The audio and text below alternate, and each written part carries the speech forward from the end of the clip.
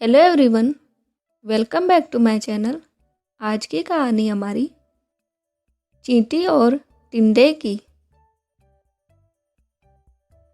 एक बार की बात है, गर्मी का मौसम था और एक चींटी कड़ी मेहनत से अपने लिए अनाज जुटा रही थी, क्योंकि वह सोच रही थी कि धूप और तेज हो जाए इससे पहले ही क्यों ना अपना काम पूरा कर लिया जाए। चींटी कई दिनों से इस काम में लगी थी। वह रोजाना खेत में से दाने उठाकर अपने बिल में जमा करती थी। वहीं पास में ही एक टिंडा फुदुक रहा था। मस्ती में वह नाच रहा था और गाने गा रहा था, जिंदगी के मजे ले रहा था। बेचारी चींटी पसीने से परेशान अनाज धोते धोते थक चुकी थी। पीठ पर अनाज लेकर बिल के तरफ जा रही थी। तभी टिंडा फुदक कर उसके सामने आ गया और बोला, प्यारी चींटी, क्यों इतना मेहनत कर रही हो? आओ मजे करो। चींटी ने टिंडे को नज़रअंदाज किया और खेत से उठाकर एक एक दाना अपने बिल में जमा करती रही। मस्ती में टिंडा चींटी को देखकर हंसता और मजाक उड़ाता। उछलते कूदते उसके रास्ते में आकर कहता, प्यारी चींटी, आओ मेरा गाना सुनो। कितना बढ़िया मौसम है, ठंडी हवा भी चल रही है, सुनहरी धूप है,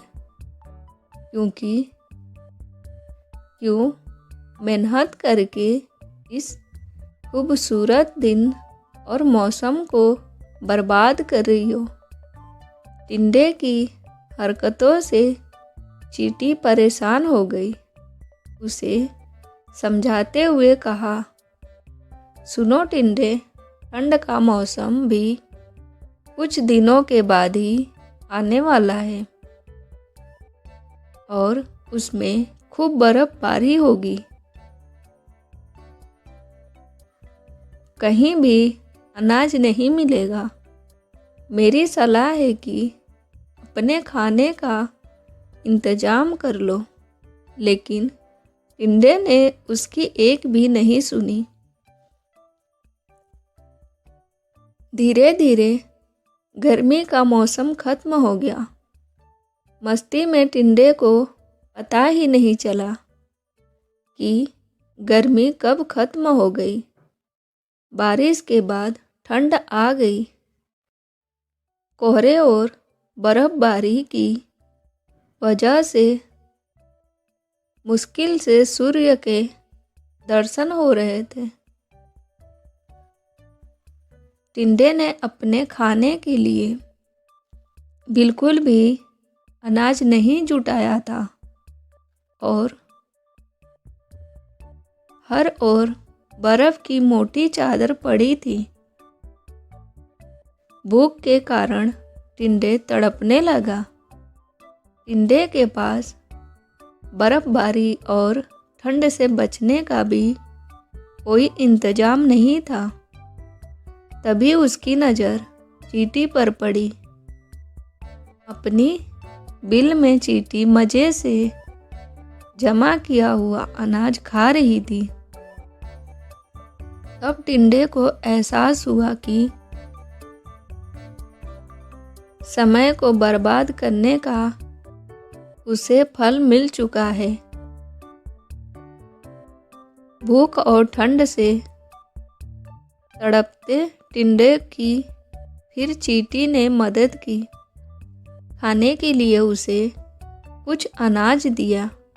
चींटी ने ठंड से बचने के लिए खूब घास फूस जुटाए थे।